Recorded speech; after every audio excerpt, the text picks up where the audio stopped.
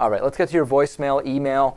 A new station airing the David Pakman Show, FSU TV3 in Frostburg, Maryland. It's our first Maryland affiliate. Let's get right into some voicemails. A lot of voicemails came in about the subway grinding story we did, whether subway grinding should be a felony sex crime. Here is one of those voicemails. Hi, David. It's Matt calling from Scottsville, New York.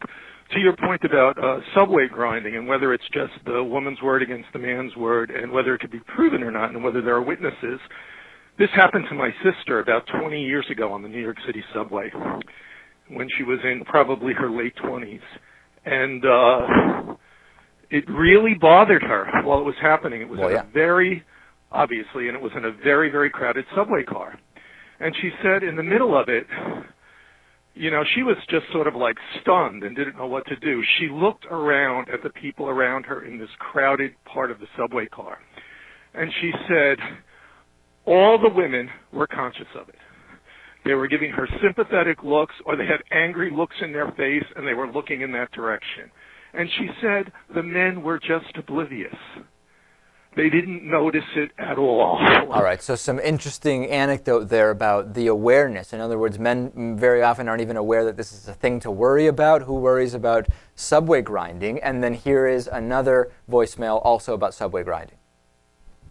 Hello, I'd like to comment on the sex grinding in subways as a crime in New York. I'd like to say that I completely agree with Lewis on this one. It would be hard to enforce, and I think the first step they need to take is to absorb information on how to discern when it's intentional and when it was just an accident, and whether they might need to. Scott Brown is pro-choice, and he supports a woman's right. Where did that come from, Lewis? Okay, I don't know what on earth that is. That's your computer. That was very, very weird.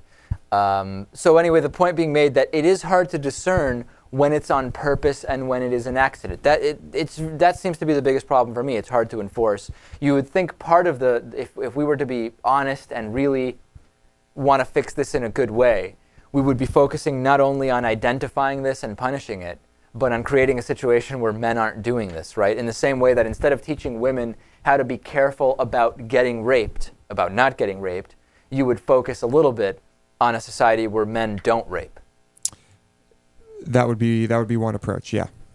And a couple of emails here on Paul Ryan calling Mitt Romney inarticulate. Whenever a Republican tells the truth, the conventional talking point among other Republicans is that he just misspoke or was inarticulate. Their positions are so radical, not even they would defend them. Yeah, it's a common talking point, for sure. Yep. And the truth is, Mitt Romney has no fundamental values or ethics. He's very much like George Bush. He cares about being the big guy, the boss, the king on top of the mountain of money. He feels he's entitled to the presidency, and he'll say whatever he thinks will get him there.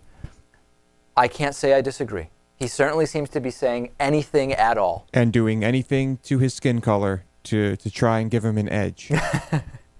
Will it give him an edge? I doubt it. I don't think it will. No. I don't think it's an insult to think that Hispanic voters are that stupid. Right. All right, that's going to be it for today. Join us on the bonus show. The bonus show is great. Otherwise, we'll see you back here tomorrow afternoon. Thanks for watching.